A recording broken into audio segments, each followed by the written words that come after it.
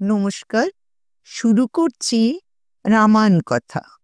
আগের পর্বে আমরা দেখেছি ঋষি সুতীক্ষ্ণ ও ঋষি অগস্ত্যের ভ্রাতার সঙ্গে রামের দেখা হলো। তাঁরা রামকে যথোচিত অভ্যর্থনা করলেন।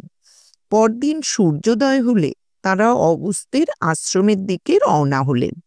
আজকে তারপর থেকে আমরা পাঠ শুরু করব। অগস্ত্যের আশ্রম। জটায়ু। আশ্রমের নিকট এসে রাম বললেন, লক্ষণ, তুমি আগে গিয়ে মহর্ষিকে আমাদের আগমন সংবাদ দাও। লক্ষণ আশ্রমে প্রবেশ করে অগস্ত্যের এক শিষ্যকে বললেন, রাজা দশরথের জ্যেষ্ঠ পুত্র রাম তাঁর ভার্যা সীতার সঙ্গে এসেছেন। আমি তাঁর কনিষ্ঠ ভ্রাতা লক্ষণ। আমরা ভগবান অগস্ত্যের সঙ্গে দেখা করতে চাই। শিষ্য সংবাদ দিলে অগস্ত্য বললেন, আমি রামের আগমন কামনা করছিলাম, তুমি এখনই তাদের নিয়ে এসো। রাম, সীতা, লক্ষণ আশ্রমে এসে দেখলেন শান্ত স্বভাব হরিণগণ সেখানে বিচরণ করছে এবং ব্রহ্মা, বিষ্ণু, মহেন্দ্র, বিবস্বান প্রভৃতির পূজাস্থান সজ্জিত রয়েছে। শিষ্য পরিবৃত হয়ে অগস্ত্য রামকে সংবর্ধনা করতে এলেন। রাম তাঁর চরণ বন্দনা করে সীতা ও লক্ষণের সঙ্গে কৃতাঞ্জলি হয়ে দাঁড়িয়ে রইলেন। অগস্ত্য তাদের পাদ্য, আসন এবং বানপ্রস্থ ধর্ম অনুসারে ভোজ্যদ্রব্য দিয়ে বললেন, কাকুতস্থ, তপস্বী যদি অতিথির উপযুক্ত সৎকার না করেন তবে পরলোকে গিয়ে দুষ্ট সাক্ষীর ন্যায় নিজের মাংস ভক্ষণ করেন। তারপর অগস্ত্য বহু ফল, মূল, পুষ্প উপহার দিয়ে রামকে বললেন, বিশ্বকর্মা নির্মিত এই স্বর্ণ হীরক ভূষিত দিব্য বৈষ্ণব ধনু, ব্রহ্মদণ্ড নামক এই সূর্য সংকাশ অমোঘ স্বর, অক্ষয় স্বরপূর্ণ এই তুনির এবং স্বর্ণময় কোষে এই অসি ইন্দ্র আমাকে দিয়েছিলেন। এ সমস্ত নিয়ে তুমি যুদ্ধে বিজয়ী হও। তোমরা এখন পথশ্রমে ক্লান্ত হয়েছ, জানকীরও বিশ্রামের প্রয়োজন। এই সুকুমারী পূর্বে কষ্ট সহ্য করেননি, কেবল পতিপ্রেমের বশে বনে এসেছেন। ইনি যাতে সুখ পান তা করো। রঘুনন্দন, সৃষ্টির আদি থেকে স্ত্রীজাতির এই স্বভাব যে তারা সম্পন্ন ব্যক্তির অনুরক্ত হয় এবং বিপন্নকে ত্যাগ করে।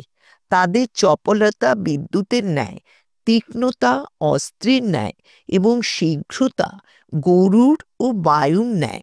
কিন্তু তোমার ভার্যার এই সকল দোষ নেই। দেবতাগণের মধ্যে যেমন অরুন্ধতী, ইনি সেইরূপ শ্লাঘনীয়া ও অগ্রগণ্যা। রাম, এই দেশ অলঙ্কৃত হবে যদি তুমি সৌমিত্রী ও বৈদেহীর সঙ্গে এখানে বাস করো। রাম বললেন, মুনিশ্রেষ্ঠ, আপনার বাক্যে আমি ধন্য ও পরিতুষ্ট হয়েছি। আমাকে এমন একটি স্থান বলে দিন যেখানে জল সুলভ এবং বহু কানন আছে, যেখানে আশ্রম নির্মাণ করে সুখে বাস করতে পারি। মুহূর্তকাল চিন্তা করে অগস্ত্য বললেন, এখান থেকে 2 যোজন দূরে পঞ্চবটী নামে বিখ্যাত এক স্থান আছে। সেখানে প্রচুর ফলমূল আর জল পাবে। মৃগও সেখানে অনেক। সেই স্থান অতি রমণীয় ও গোদাবরীর নিকটে। সেখানে তুমি সুখে বাস এবং তপস্বীদের রক্ষা করতে পারবে।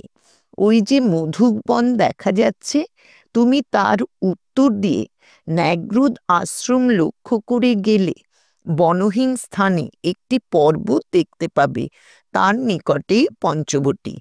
অগস্ত্যের কাছে বিদায় নিয়ে রাম, সীতা, লক্ষণ পঞ্চবটির অভিমুখে যাত্রা করলেন। যেতে যেতে তাঁরা এক মহাকায় ভীম পরাক্রম পক্ষী দেখতে পেলেন। তাকে রাক্ষস মনে করে রাম লক্ষণ জিজ্ঞাসা করলেন, তুমি কে? পক্ষী মধুর বাক্যে উত্তর দিলে, বৎস, আমি তোমাদের পিতার বয়স্য। রাম তখন তাকে অভিনন্দন করে পরিচয় জিজ্ঞাসা করলেন।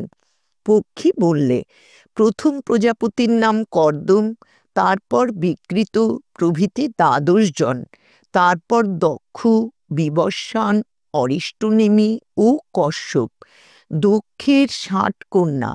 কশ্যপ তাঁদের ৮টিকে বিবাহ করেন: অদিতি, দিতি, দনু, কালকা, তাম্রা, ক্রোধবশা, মনু ও অনলা। অদিতির গর্ভে আদিত্য, বসু, রুদ্র, অশ্বিনী কুমার প্রভৃতি ৩৩ দেবতা এবং দিতির গর্ভে দৈত্যগণ জন্মগ্রহণ করেন।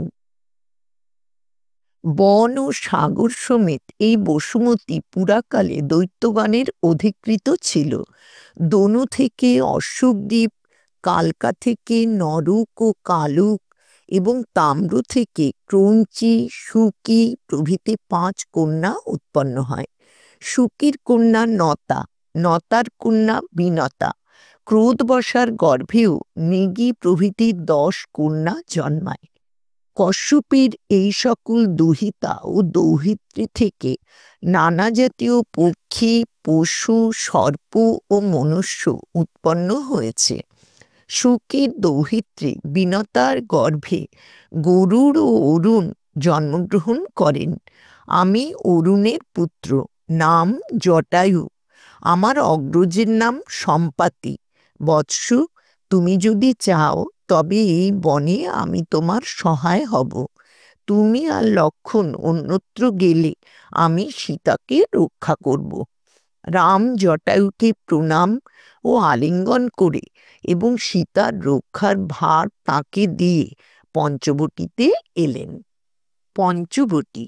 রাম পঞ্চবটিতে এসে আশ্রম নির্মাণের উপযুক্ত একটি স্থান মনোনীত করে লক্ষণের হাত ধরে বললেন, এই স্থান সমতল এবং পুষ্পিত তরুতে বেষ্টিত। এখানেই আশ্রম নির্মাণ করো। নিকটে পদ্মশোভিত সরোবর রয়েছে। ওই দেখো, গোদাবরী নদী অধিক দূরে নয়, অতি নিকটেও নয়। এই নদী হংস, কারণ্ডব, চক্রবাকে শোভিত। তার তীরে কুসুমিত বৃক্ষশ্রেণী, কন্দরময় পর্বত দেখা যাচ্ছে।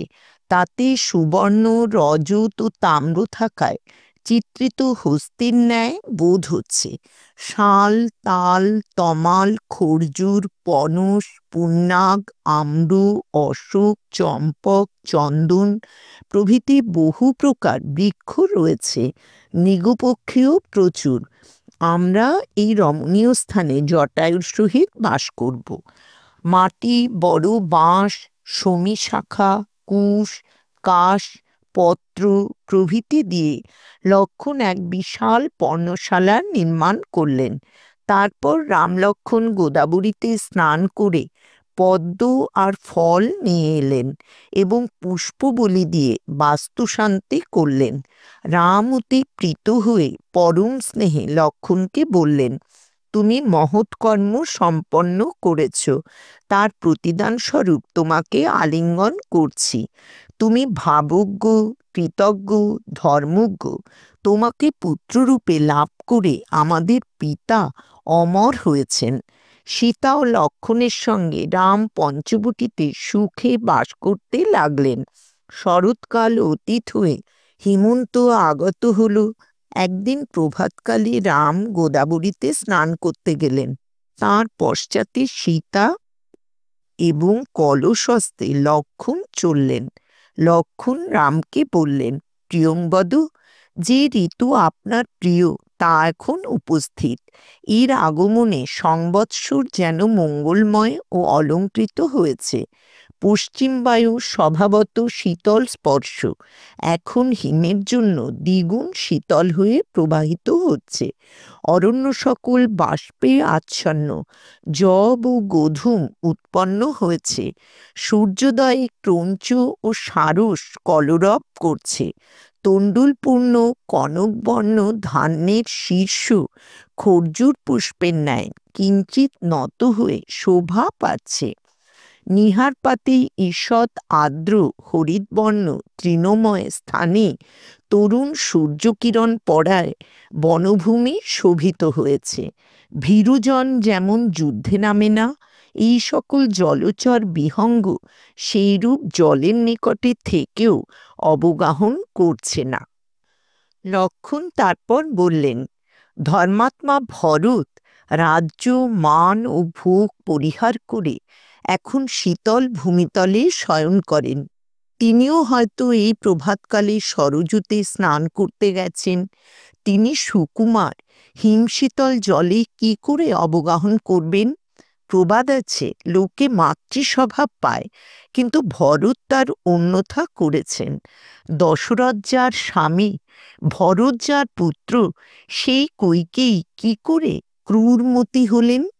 কইকেয়ীর অপবাদ সইতে না পেরে রাম বললেন, বৎস, মধ্যমা মাতার নিন্দা কদাচ করো না, ভরতের কথা বলো। তার জন্য আমার মন চঞ্চল হয়ে আছে, জানি না আবার কবে আমাদের মিলন হবে। আজকের মতো রামায়ণ কথা এখানেই শেষ করছি।